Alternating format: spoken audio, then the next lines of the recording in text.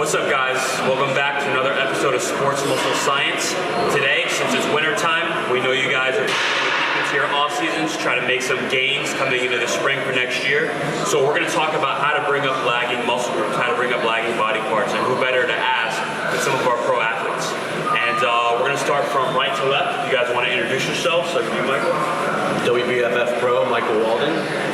As far as lagging body parts go, let's say, most people's are calves, mine's chest. I like to do touch-up training where the days that I don't hit chest, I just touch them up a little bit. So I'll wake up in the morning and before I do morning cardio, I'll do maybe 4 sets of 25 reps. Nothing crazy, nothing strenuous that's going to affect my next chest workout, but enough that it's going to push blood, which blood is nutrients, into the muscle and get a pump, which is also going to stretch out the fascia. So then that's just a little bit every day, which I kind of like to relate to how, back in high school, let's say you had a problem with math or history, you did all of your normal classes and then you stayed late after school every day to do an extra hour or so of whatever class you had a problem with. And over time, so for 1 month, maybe I'll do chest and I'll do 100 push-ups every morning. Then the next month I'll do 100, calf raises every morning and switch back up. And since then, I've noticed the chest come up a lot. And that's worked out great for me. So you're like increasing the volume, but you're spreading it out over time for the most part. Exactly, and that way it still doesn't affect my normal chest workout. Yeah. So, sometimes the day after chest, I might take that day off. I might be worn out. But then the day after that, 100 push-ups, let's say if you're going to do 10 at a time, that's 10 sets. You'll work up to being able to do 50 at a time. And all you want to do is just get a nice little pump, feel the blood flow, and then move on. So that way you're not taxing the muscle every day. Yeah. But yet you're still getting the blood, the nutrients, and the stretch and the pump in there at the same time. Got it. Okay. Keeping those muscles essentially under tension, increasing the volume over time to help bringing up some muscle. And also, who doesn't like a nice pumped up chest all day long? Exactly. And Swan, so competing in figure, we know you have some muscle groups that you're working on, glutes in particular. Is there anything that you're doing to try to bring those up? Actually, I will talk about the glutes, but I think shoulders are very even more important. Yeah. I think this is something that I struggle with for a very, very long time coming up in the amateur rank and then also after I turned pro. And I think there's a mistake that a lot of figure competitors and anybody really is overtraining. I mean, shoulders, it's very easy to go in the gym and train shoulders for over an hour. And I think it's completely useless. So I've really started seeing gains and improvements for me once I started training less, not as often as I did, so I keep it to twice a week. But I'm in and out of the gym, 3 to 4 sets, mostly laterals, but I don't, there's so many exercises you can do, and instead of trying to do them all every time you're in the gym, kind of just keep it short, just train as hard as you can and then get out. So adequate rest has been a key for you. I think a lot of times people... Yes, and not overtraining. And I've seen so many figure athletes trying to do that because they want to bring their shoulders. Shoulders is so important. They want to bring it up, and it's just, overtraining is to help you get there. I think we should make clear what Michael just said was not what Swan is implying. Michael's saying he was doing a touch-up for his chest every day or every other day. What Swan is saying is you go in the gym and hit it hard twice a week, and that's what ended up working for her. Yeah, so you'll notice everybody's a little bit different, and over time, essentially, you'll find what strategy is best for you. So, John, what muscle group are you working on, or what advice do you have for somebody who's trying to bring up a lagging body part? So for me, the last several years actually has been, I've been really trying to work on my back.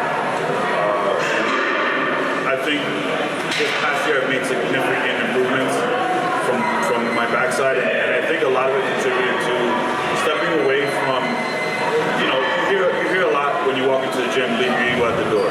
And it's one of those things like when you're going into the gym and you're training back, a lot of us, can deadlift a lot or whatever, but for me, I started to look at those lifts almost like ego lifts, right? It's easy to put 400 or 500 pounds on the bar and deadlift.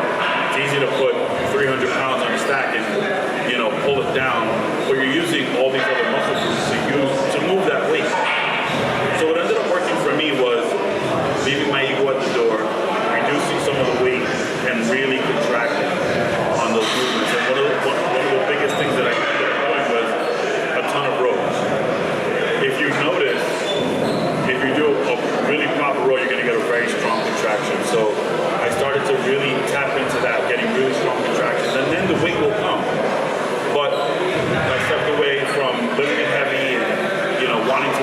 weight to wanting to feel the muscle contract. And then, like I said, the weight started to come on quick, but the muscle, more importantly, started to come on as well. We were all talking about this earlier before you guys started training about isolation and its importance in bodybuilding.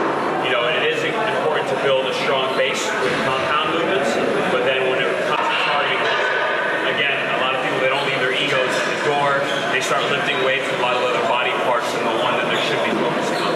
Right, I think it's important to, I'm not knocking anybody that deadlifts or, it's just, I'm a bodybuilder, and when I come into the gym, I have to target specific muscles to enhance my physique.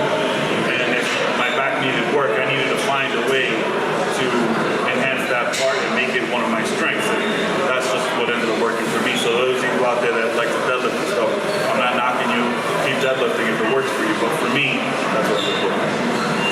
Gotcha. And Marco, IFBB Pro, 212 category. 12. All the classes are coming for all of them, just to let you know. It was BS. Legs. Legs is probably that body part that so many people just have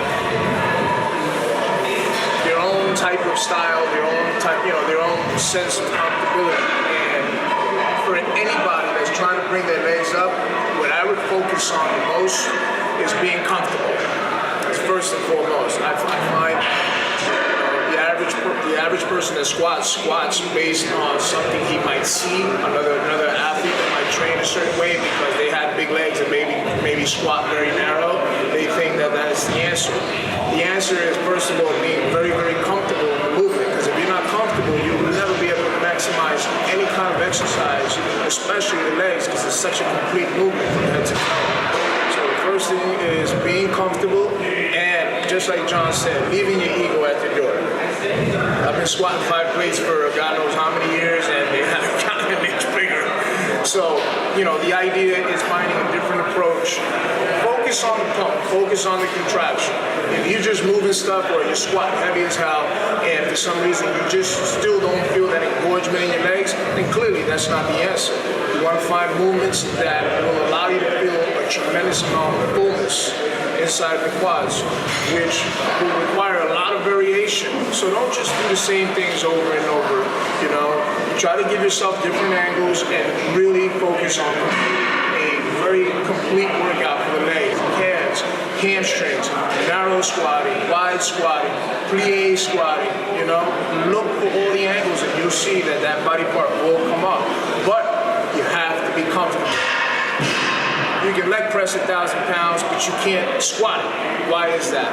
It's the level of comfortability that separates the two. So if you can equate that comfortability in your squat, I guarantee you'll be training a lot better, a lot more efficient, a lot more comfortable, allowing you to really maximize the movement. So give it a shot. And to Marco's point, one of the big things when it comes to people not being able to perform movements through range of motion, people not taking into account some of the limitations in the range of motion. So working on your mobility, working on your flexibility so that you can have proper squat form, so that you can get to the bottom of the squat without your heels coming up off the ground. Being able to do some of those things, and we were just playing with this earlier, basically some of the guys here were attacking their muscle groups with it to really iron out their muscles and give some relief to the tissues. And mobility is a big thing in bodybuilding. Going through the full range of motion when you're doing your lifts is important. So to close, one of the things that we were talking about, obviously on the subject of range of motion and mobility, John has recently taken up yoga. I'm not sure how many IFBB pros have taken up yoga. John, if you want to give us an update on how it's going, maybe how you got into it, why you got into it? Well, I got into yoga because of my wife. But I saw it as an opportunity. She asked me to come one day, and obviously me being a bodybuilder and kind of looking at yoga, like, doesn't really have anything to do with bodybuilding.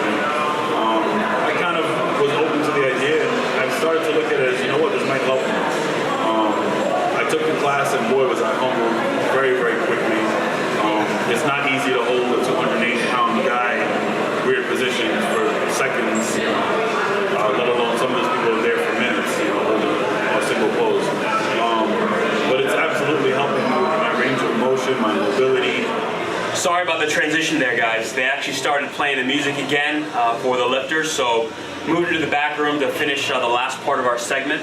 And the one thing that we wanted to close with is because we were talking about mobility, we were talking about flexibility. John has actually taken up yoga, one of the only IFBB pros that I know to actually take on yoga. John, you want to tell us a little bit about that, how it's going, how you got into it? Sure. So I ended up taking yoga with my wife, and because of my wife, it's the only reason why I got into it, but it actually turned out to be a really great thing. Of course, me being a bodybuilder and looking at yoga, I was kind of like, it's really not something I want to do. But once I got in there, I started to see how it can really help me. And again, with my mobility, even my strength, it's helped. Some of the little movements that we do in there help strengthen things that I'm not really using as a bodybuilder. All these little stabilizer muscles and stuff. It's really quite fascinating what you can accomplish when you start to think outside of the box, and it's really helped me in more ways than one. It's helped relax me, and it's going to help me with my posing. It's going to help me with training. It's really just a huge thing for me to do, and I think more people should be doing it. But I'm just getting started. You guys can look on my Instagram and see some of the funny videos we've posted. My wife, as well, tries to catch me doing silly stuff. But follow along on our journey. Betancourt's gonna be posting it up, and I plan on doing this hopefully for a long time, maybe the rest of my life. As anything, fitness is a journey that we want to keep in for the rest of our lives, and I think again yoga has been really beneficial for strengthening and mobility, range of motion, all that. Next time I'm gonna take you to ballet class. I don't know if you're ready for ballet yet. Well, the videos are meant to be serious. They just look funny because you're still working on the poses. Yeah. And for some of you lifters, I know yoga has a stigma attached to it. Definitely. But when it comes to your overall health, especially the health of your lower back, when you're doing some of these heavy lifts, yoga, you improve flexibility in your gluteus medius, your hips, and in your hamstrings, and all those things help to alleviate tension and improve the health of your lower back, especially if you're lifting heavy on a regular basis. Yeah. So yoga is huge. That's one of the things you feel right away. You feel your lower back light up, and boy, is it painful. But you know what? Like I said, we've been at it 3 weeks now. I think we're about 3 weeks in, maybe a month in, and my lower back, I couldn't even get close to touching my feet. Just bending over, and now I could almost touch my feet. And that's just 3 short weeks. So my lower back has loosened up quite a bit. Almost. Almost. Not just for training, but I think that it's been not hard for me to see you, but on a daily thing, like you weren't able to put your socks on anymore. I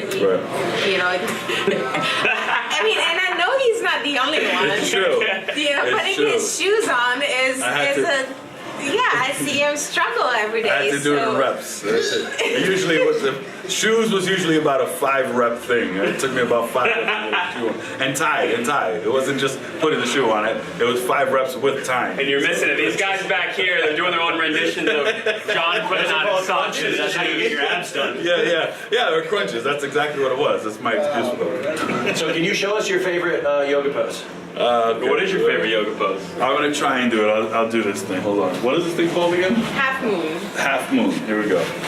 The size of a half moon. This looks more like a quarter moon. There we go. Look at that balance. Oh, Look at that balance. That's a pro athlete right there. 282-pound pro athlete right there. There you go. So guys, thanks again for joining us for another episode of Sports, Muscle, and Science. We hope you enjoyed, hope you learned something. So for myself, Dustin Elliott from Betancourt Nutrition. John Rosa, Swan. Take it easy, guys. And then of course, Michael, WBFF Pro, and Marco. There we go. Betancourt family, man. Thanks again. We'll see you guys next time. Back in.